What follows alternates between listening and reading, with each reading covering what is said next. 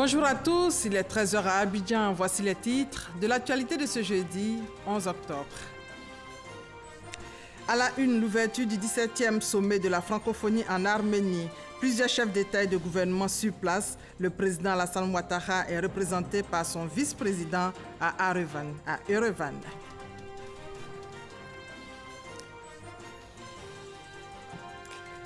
Et dans le domaine de l'agriculture, on va s'intéresser dans ce 13 h à la valorisation des produits forestiers non ligneux. Entendez, le miel, la cola et le karité. C'est une rencontre du comité permanent inter-État de lutte contre la sécheresse dans le Sahel à Abidjan. Et puis au Tchad, l'armée attaquée par des éléments de Boko Haram dans la région du lac Tchad. Bilan, près d'une dizaine de morts dans les rangs de l'armée. Voilà pour les titres. Bienvenue à tous. Ce jeudi, minuit, c'est la fin de la campagne électorale pour les élections locales. La campagne a débuté depuis le 28 septembre. Au total, 88 listes pour les régionales et 684 listes pour les municipales. Demain, vendredi, une pause et le vote samedi. Le dernier journal de campagne, c'est ce soir à 20 h. L'actualité, c'est aussi l'Arménie qui accueille jusqu'à demain le 17e sommet de l'OIF, le plus grand événement international jamais accueilli sur son sol. Les 54 membres de plein droit devraient désigner la Rwandaise Louise Mushikiwabo, secrétaire générale de l'organisation pour les 4 prochaines années. Sa candidature, soutenue par la France, fait polémique. Et plusieurs dizaines de chefs d'État et de gouvernement sont sur place. Le vice-président représente le chef de l'État à ce rendez-vous. Viviane Aïmen, notre envoyé spécial. Venu représenter le président de la République Alassane Ouattara au 17e sommet des chefs d'État et de gouvernement de la francophonie qui tient ses assises ces jeudi 11 et vendredi 12 octobre dans la capitale arménienne, le vice-président de la République Daniel Kablan-Duncan est arrivé ce mercredi 10 octobre en début de soirée à Erevan. La Côte d'Ivoire est présente à ce grand rendez-vous à travers une délégation de haut niveau que conduit le vice-président de la République. C'est un dossier qui est important, qui est celui d'abord du vivre ensemble, puisque c'est le grand thème de cette francophonie, qui doit aussi connaître le renouvellement de mandat.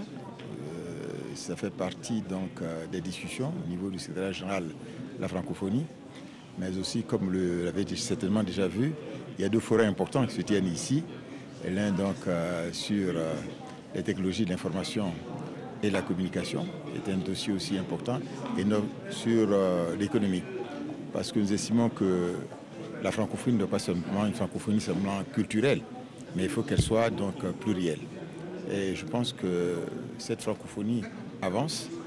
Il y a quand même plus de 80 pays qui sont membres de la francophonie. Il y a 274 locuteurs au niveau de la francophonie, donc qui joue un rôle de plus en plus important dans l'ensemble international. Donc nous sommes heureux d'être ici et nous espérons que les choses vont se passer dans les meilleures conditions possibles. Tout juste après s'être installé à son lieu de résidence, le vice-président Daniel Kablan-Duncan a eu un briefing avec l'ensemble de la délégation avant l'ouverture du sommet. Restons à Erevan pour voir l'ambiance qui prévaut dans la ville aux couleurs de la francophonie. On reste toujours aussi avec Viviane Aïmen.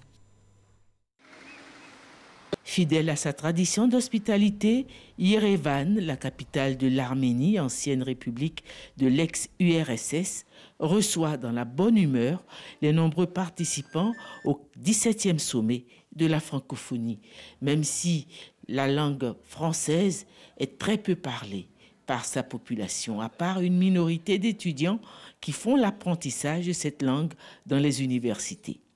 L'Arménie a adhéré à la francophonie en 2016. Dans le cadre des festivités marquant le sommet, dans le centre-ville, un grand podium a été dressé pour un grand concert qui réunira de nombreux artistes de l'espace francophone. 1 kilomètre plus loin, le village de la francophonie, où affluent les visiteurs tout au long de la journée.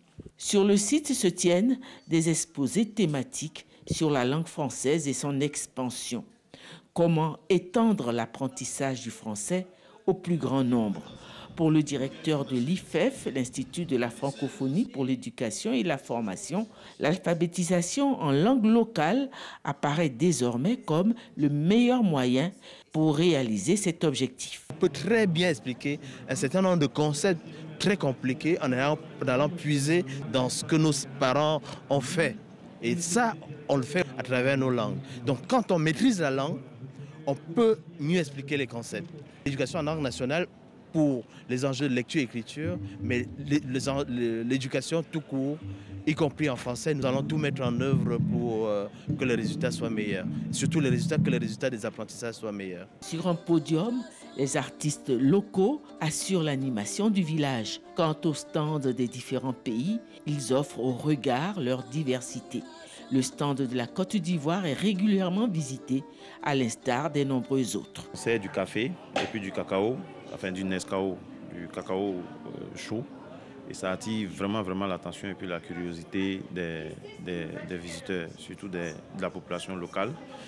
Je pense que, et puis surtout les cabosses de cacao qu'on a exposés, c'est la première fois que beaucoup découvrent ça. En fait, ils entendent parler du cacao, mais ils ne savent pas exactement ce que c'est. C'est la première fois qu'ils voient ça pour beaucoup.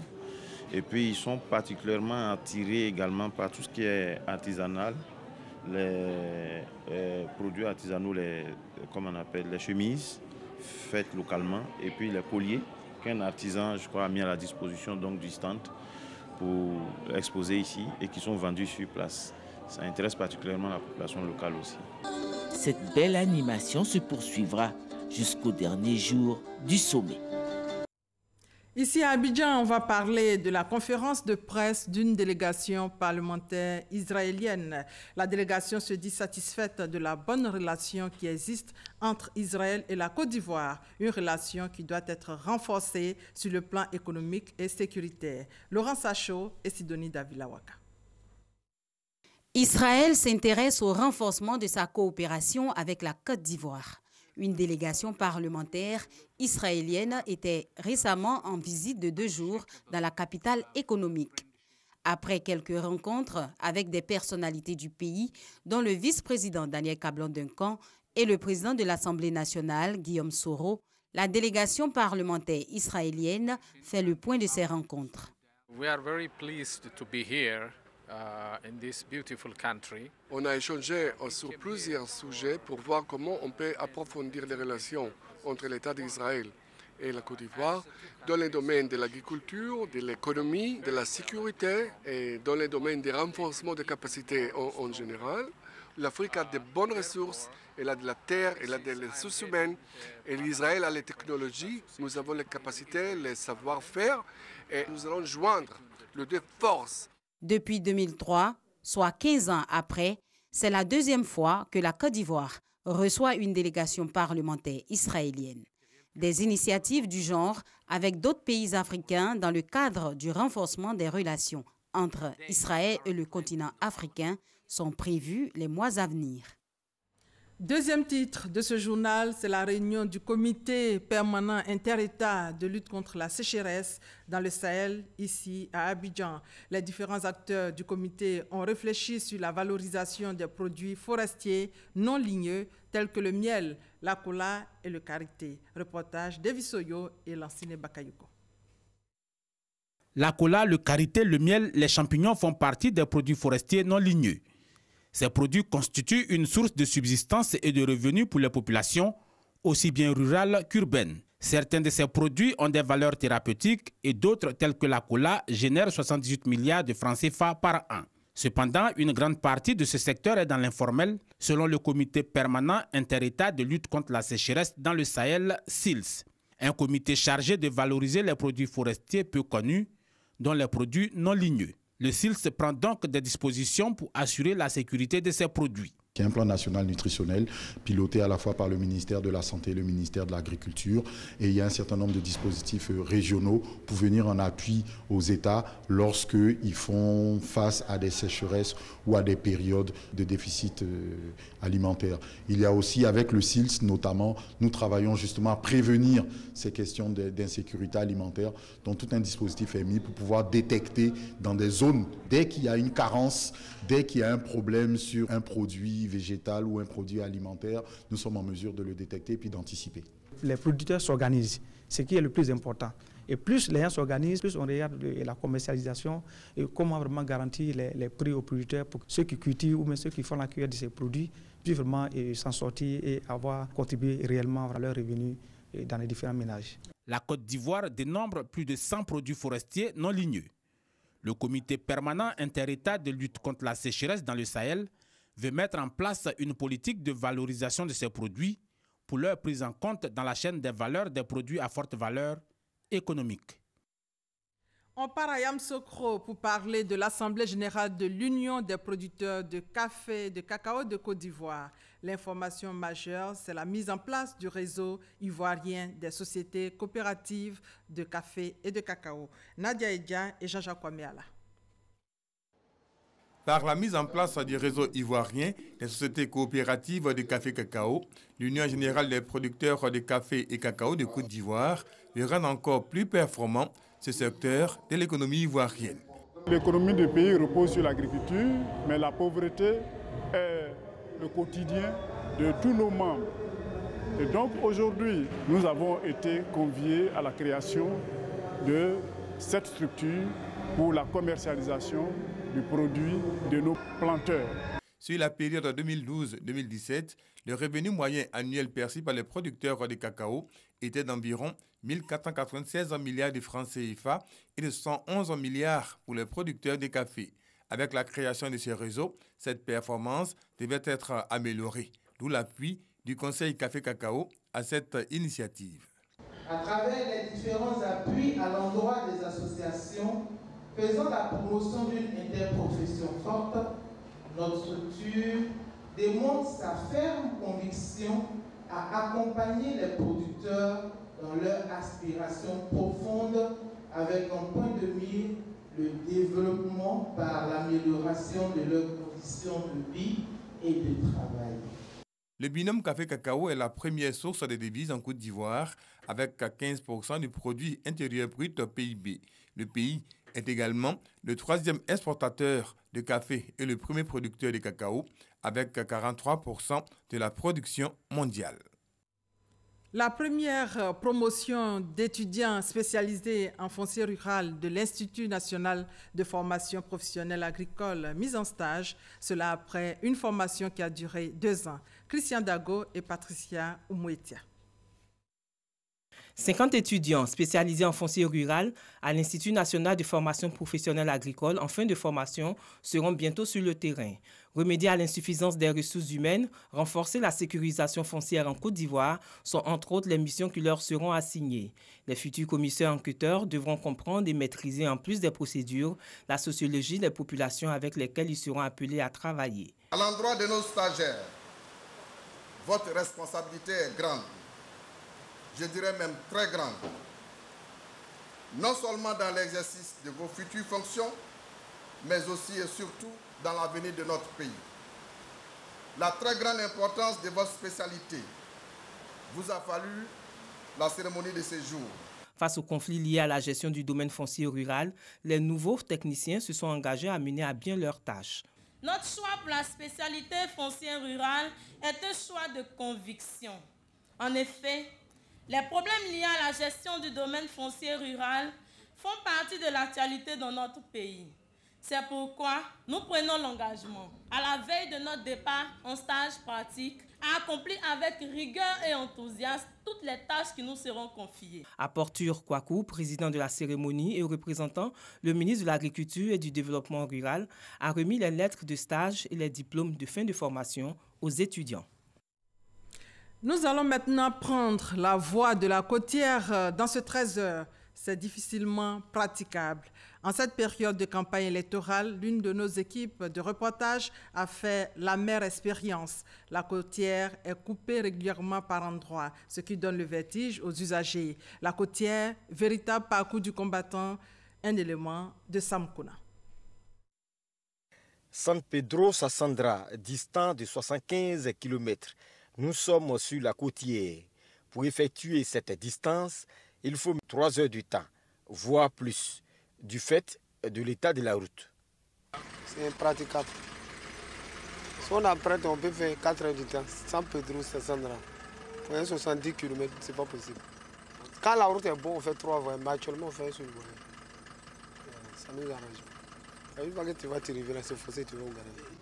On va en première, deuxième, on ne peut même pas rouler. Il y a l'insécurité aussi. On voit tous les jours. Mais la route, c'est pas bon. Ça ne nous arrange pas. On n'est pas à l'aise dans la voiture. On dit sur la route.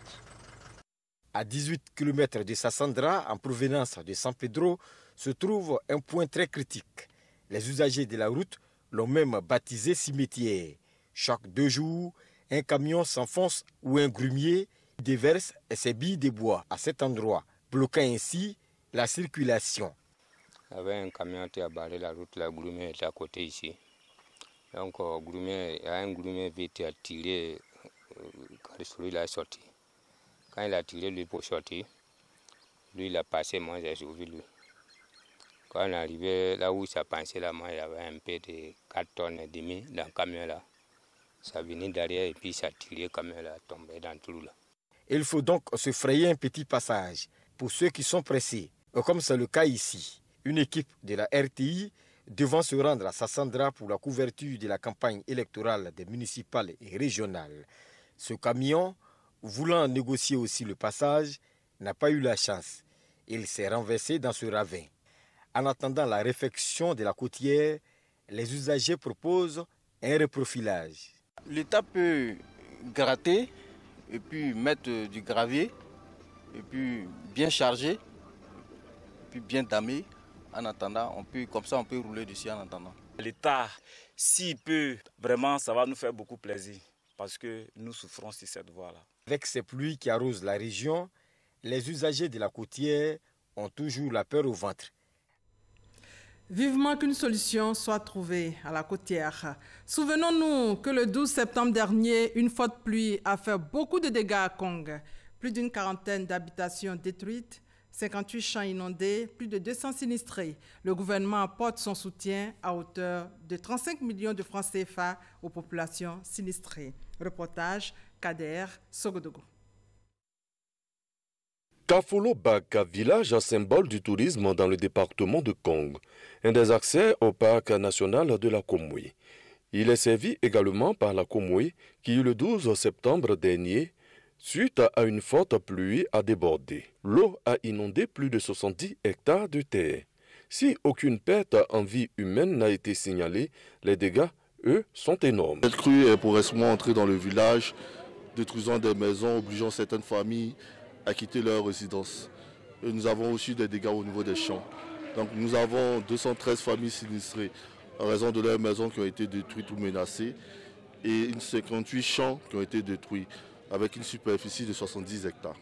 La ministre de la Solidarité, de la Cohésion sociale et de la lutte contre la pauvreté, Maria Toukone, dépêchée par le président de la République, après un aperçu des dégâts, en compagnie du ministre des Affaires présidentielles, Téné Birahima Ouattara, cadre de la localité, a fait des dons. 5 millions de francs CFA en espèces, 30 millions de francs CFA de dons en vivres et en non-vivres. La Côte d'Ivoire n'échappe pas à un phénomène qui est devenu mondial. C'est le phénomène du changement climatique. La Côte d'Ivoire n'y a pas échappé. Kafolo n'a pas échappé à ce phénomène de changement climatique.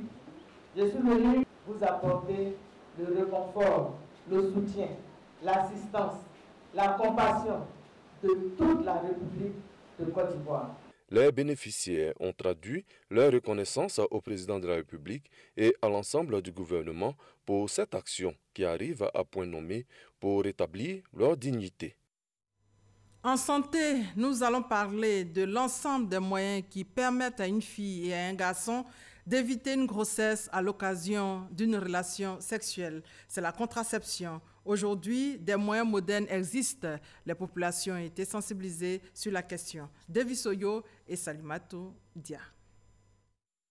En Côte d'Ivoire, le taux de décès maternel est estimé à 614 sur 100 000 naissances vivantes. Pendant ce temps, la prévalence contraceptive oscille autour de 23% face à une sexualité et une procréation précoce chez les jeunes filles. Le gouvernement, lui, multiplie les actions de sensibilisation.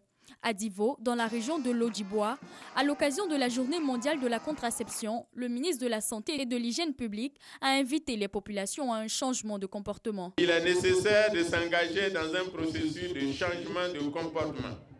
Oui, changement de comportement ici, comme changement de comportement en général, en vue de l'avènement d'un Ivoirien nouveau.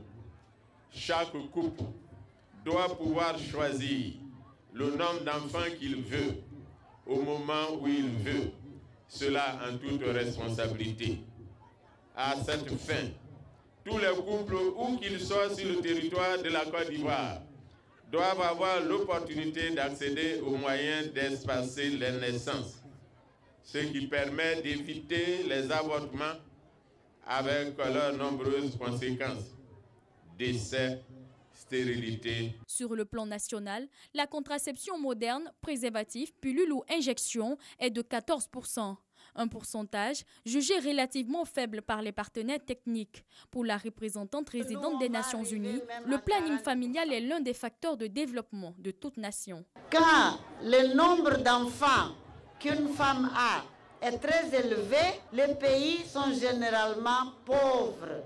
Quand le nombre d'enfants que chaque femme a est un peu plus bas, les pays sont riches.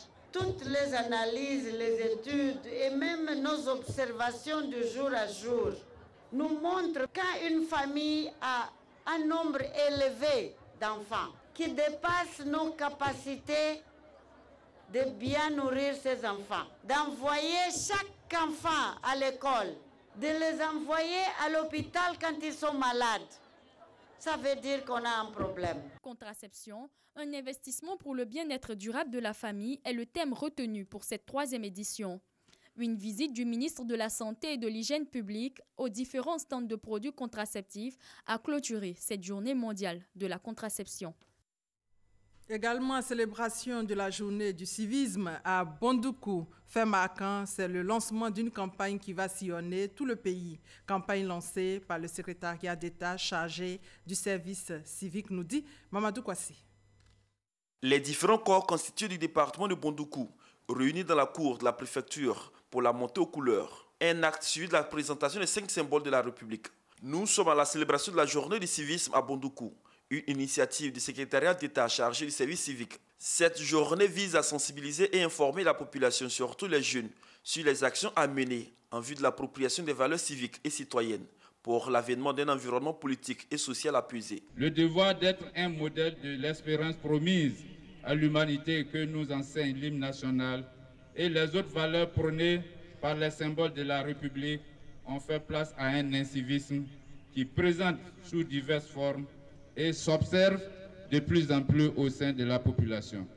La violence semble devenir le seul moyen d'expression de certains de nos concitoyens avec des actes de vandalisme lors des manifestations de mécontentement. En clair, l'État veut inculquer aux jeunes les valeurs essentielles de la société en vue de bâtir une nation prospère et développée. Cette journée s'est traduite également par des sketchs et conférences publiques pour inviter les populations et surtout les élèves au respect des lois et des différentes institutions. Le secrétaire d'État chargé du service civique, Siaka Ouattara, a saisi l'occasion pour inviter les populations à une période électorale apaisée, civique et citoyenne. L'attitude du civisme exige de participer aux échéances électorales en tant qu'électeur ou candidat, d'accepter les résultats des urnes et de recourir aux voies démocratiques de résolution de tout différends. Après Bondoukou, Yamsoukro, Abouasso, Maïkorogo vont accueillir la caravane de sensibilisation sur les valeurs civiques et citoyennes. Des actions sociales au profit des populations de Ouangolodougou, intervention chirurgicale gratuite contre la hernie, don de fauteuils aux personnes vivant avec handicap et soutien aux femmes. Reportage Kader Sogodogo. 300 malades opérés de la hernie. 25 personnes vivant avec handicap qui se sont vues remettre un fauteuil roulant. 200 femmes qui ont reçu chacune un complet de pagne. Telles sont les actions fortes inscrites au programme de la journée de la solidarité initiée par le député de la circonscription de Ouangolodougou, qui est à sa 2e édition. En ma qualité de député, mais surtout en tant que fils du Tchologo, c'est un devoir pour moi et mon équipe de nous approprier de l'appel à la solidarité lancé par le chef de l'État, son Excellence Alassane Ouattara, président de la République de Côte d'Ivoire. Notre action du jour s'inscrit résolument dans la dynamique de la politique sociale du président de la République qui voudrait qu'on apporte assistance à ceux d'entre nous qui sont dans le besoin. Les bénéficiaires, par l'entremise de leur porte-parole, traduisent leur reconnaissance aux donateurs. Sachez que chaque jour qu'une personne handicapée se déplace avec son fauteuil roulant, les traces de ses pneus sont des mots de bénédiction pour vous, honorables. Cette cérémonie a mobilisé l'ensemble du corps préfectoral, les élus et chefs de service de Ouagadougou. Tous partagent ces actions. Un élu doit être porteur d'espoir pour cette population. Un élu doit être porteur d'espoir. On vous élit parce qu'on place en vous une certaine confiance, mais on vous élit parce qu'on sait que vous êtes capable de changer la situation, de changer notre cadre de vie, de changer, n'est-ce pas, nos conditions de vie. Cette journée de la solidarité était placée sous la présidence du ministre des Affaires présidentielles, Denis Birahima Ouattara, représenté à la cérémonie. Fin de cavale pour un présumé gang. Environ 2 semaines après l'une de leurs opérations de braquage dans un domicile à Cocody-Diorobité, où il y a eu un mort, les agents de la police criminelle étaient aux trousses de ce présumé gang. Ces individus ont été mis aux arrêts. Le reportage de Olivier Iriebi et Sidonie Davila dans nos prochaines éditions. Le tour de l'actualité à l'étranger. Première destination, le Tchad, où l'armée a été attaquée par des éléments de Boko Haram dans la région du lac Tchad. Regardez.